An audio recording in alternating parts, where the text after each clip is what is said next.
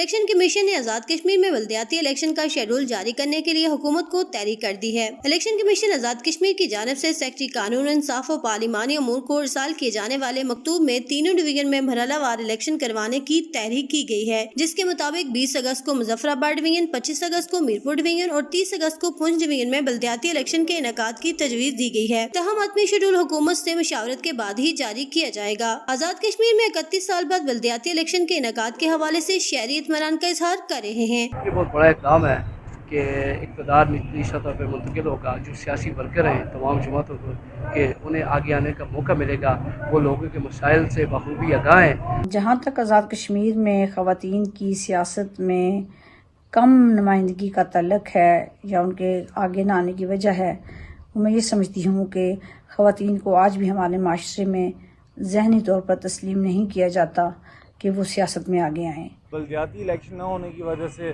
آپ نے دیکھا ہوگا کہ جو آپ کے ادارے تھے، خواہ وہ بلدیہ ہو یا آپ کی جو لوکل یہاں پہ باڈیز ہوں، تو وہ انتہائی جو تھیں ٹوٹ پھوٹ کے شکار دیکھی گئیں۔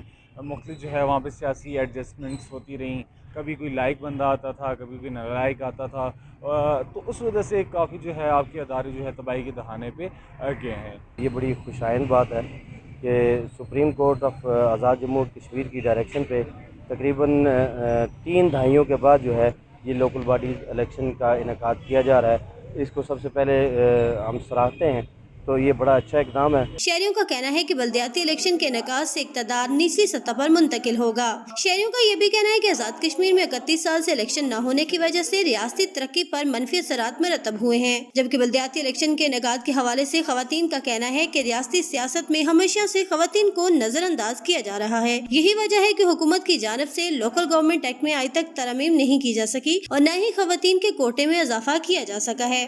بلدیاتی الیکشن کے انعقاد کے حوالے سے جہاں ایک جانب شہری خوش دکھائی دے رہے ہیں، تو وہیں 31 سال بعد بھی لوکل گورنمنٹ ایکٹ میں ترمیم نہ ہونے کی وجہ سے تشویش کا اظہار بھی کر رہے ہیں۔